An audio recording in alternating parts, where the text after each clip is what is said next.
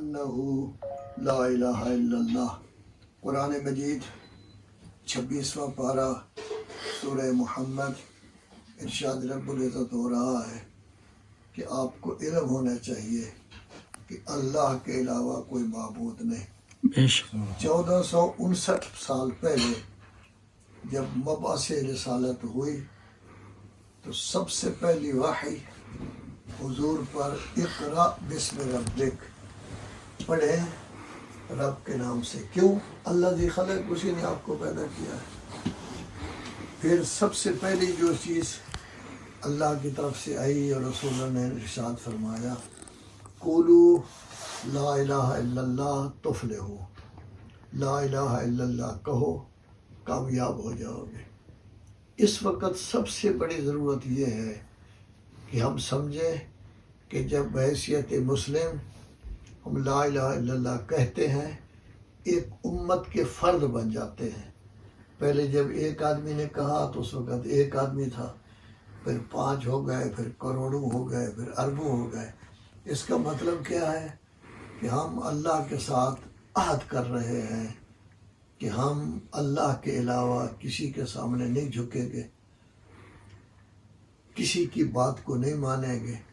صرف اور صرف ہمارا اٹھنا، ہمارا بیٹھنا، ہمارا چلنا، ہمارا پھرنا، ہماری ملازمت، ہمارا کاروبار، ہماری شادی، ہمارا بیاہ، ہمارا کھانا پینا، سب کچھ لوگوں کے ساتھ تعلقات، اچھائی برائی، سب کچھ اس میں جیسے اللہ کا حکم ہوگا اللہ کے رسول ہم تک پہنچائیں گے، ائمہ اہل بیت ہم تک پہنچائیں گے، ہم اس پر عمل کریں گے۔ یہ عہد ہے جو ہم نے کیا ہے۔ سب سے پہلے شرعی حکم عملی طور پر، یہ تو نظریہ ہے نا، اعتقاد ہے، سب سے پہلے شرعی حکم جو پہلے نازل ہوا ہے وہ نماز کا تھا کہ نماز پڑھیں۔ اور پہل جب مسجد حرام میں، مکہ میں، خانہ کعبہ میں نماز ہوتی تھی تو صرف 3 نمازی تھے۔ اللہ کے رسول پیش نماز تھے، جناب خدیجہ اور حضرت علی ان کے پیچھے نماز پڑھتے تھے۔ کئی سال، یعنی 2-2.5 سال برابر ان کے علاوہ کوئی آدمی نہیں تھا۔ تو نماز یہ پڑھتے تھے، اور اسی کے لیے مولا کائنات کا فرمان ہے کہ اس نیل گو آسمان کے نیچے صرف اور صرف 3 نمازی تھے، اللہ کا رسول، جناب خدیجہ و انا ثالثہما۔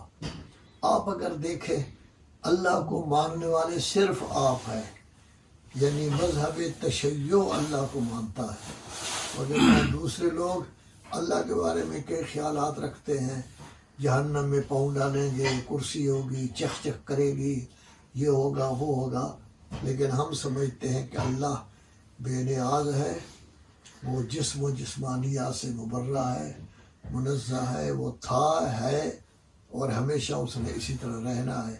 رسول اللہ کو بھی آپ ہی مانتے ہیں، اہل تشیع امامیہ مانتے ہیں، اس کے علاوہ تو کوئی بھی نہیں مانتا، کیونکہ وہ تو کہتے ہیں رسول اللہ کے 2 حصے ہیں۔ ایک حصہ جب دین کی بات کر رہے ہوتے ہیں، ایک حصہ جب وہ رشتہ داروں کے ساتھ یا کوئی بات کر رہے ہوتے ہیں۔ آپ کہتے ہیں نہیں، رسول ہی ہے، ان هو الا وحی یوحی، جو کچھ وہ کہتے ہیں وہی ہوتا ہے۔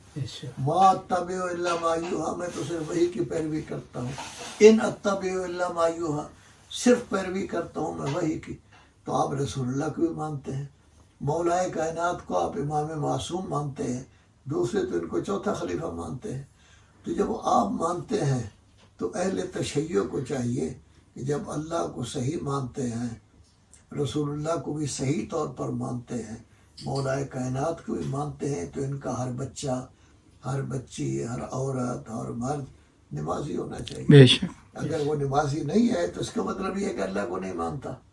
میں عالم دین ہوں، نجف اشرف میں پڑھا ہوں 55 سال پہلے، تو اس زمانے میں یہ پرانے، اس وقت جو مجتہد ہیں یا میرے کلاس فیلو ہیں، یہ مجھ سے جونیئر ہیں، مجھ سے سینئر اس وقت کوئی مجتہد نہیں ہے، لیکن میں بھی اگر ایک دن جان بوجھ کر نماز نہیں پڑھتا تو کافر ہو جاؤں گا۔ اس کو کہتے ہیں نظریاتی عملی کفر۔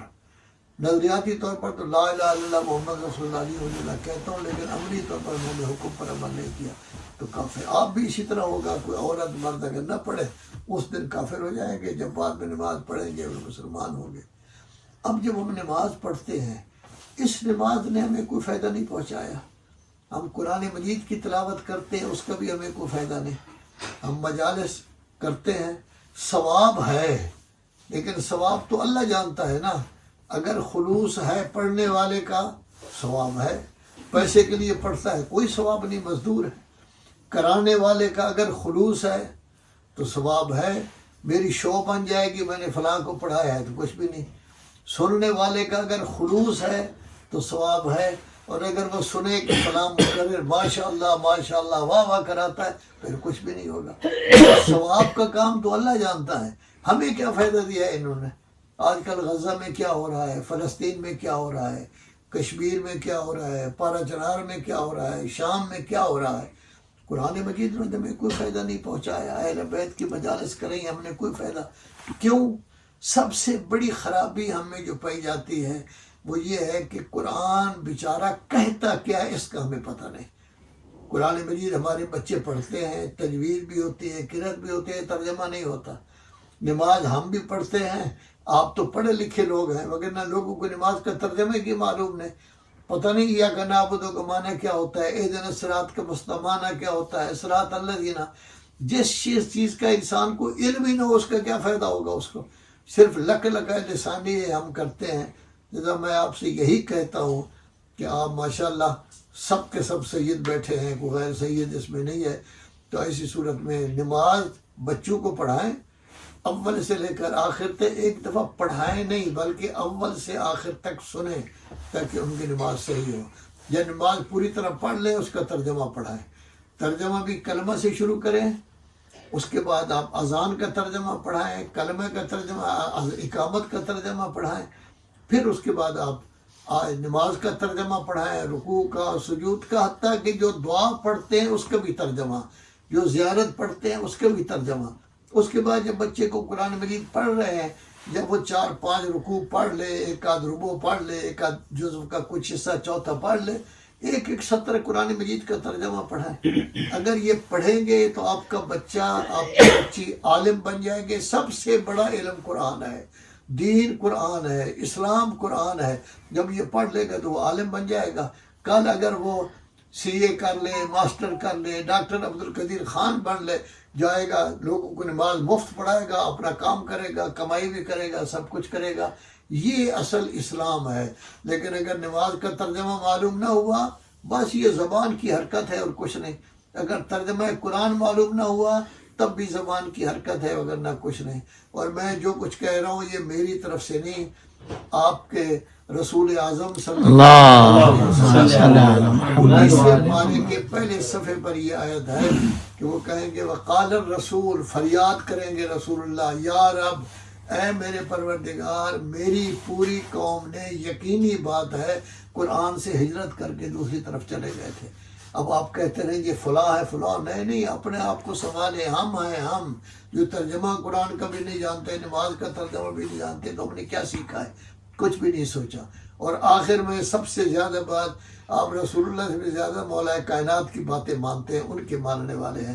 ایرانیوں کے بارے میں کہتے ہیں حضرت عباس کو مانتے ہیں، عرب جو ہے وہ سید محمد کو دجیل والے کو مانتے ہیں، آپ لوگ مولا کائنات کو مانتے ہیں۔ ان کے 3 فرمان ہیں آخر وصیت میں جو انہوں نے وصیت کی ہے جب ان کی شہادت واقع ہونے لگی ہے، اللہ اللہ اللہ، پھر قرآن۔